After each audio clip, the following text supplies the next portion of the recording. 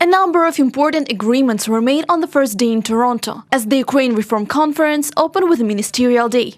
Today we have an opportunity to spread the message about what is happening in Ukraine, how Ukraine is changing, how its relations with the outside world and European partners are changing. EU lawmakers, G7 members, NATO officials, politicians and business people attended. Together, more than 800 participants from 40 countries gathered to discuss the achievements of economic and social reforms in Ukraine over the past 3 years. 3 years ago in London, we were only talking about the theory of some of these reforms, say medical reform.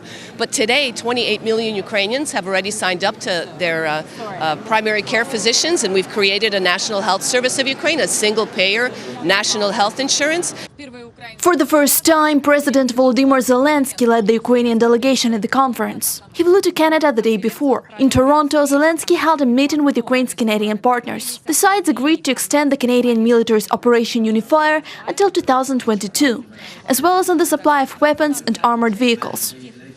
We move forward on discussions on the issue of armed support to Ukraine. On top of the military mission that Canada is engaged in, we've also put Ukraine on an approved list of buyers for Canadian-made armaments, and that is a positive step.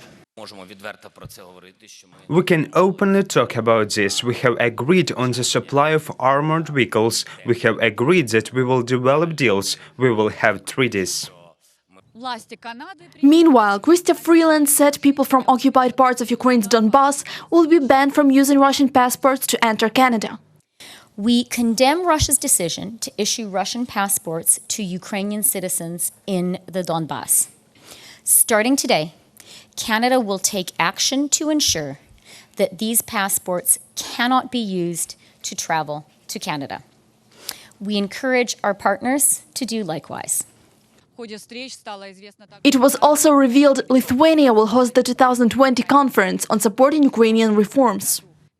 The conference will take place the fourth time, and this time will be in Vilnius, as it was said. I'm really happy and honored to announce this. And definitely, I believe that we will be able to, so to say, to keep moving, also trying to understand that what we're doing is not just technical, economical cooperation, it's also about values, about principles. The next 2 days, the conference will have an interactive format. Participants at Ukraine House Toronto will be able to learn about business and investment opportunities in Ukraine and get acquainted with the Ukrainian creative industries, including 7 Ukrainian designers who took their unique collections to Canada. Reported by Yulia Boshko from Toronto for UATV.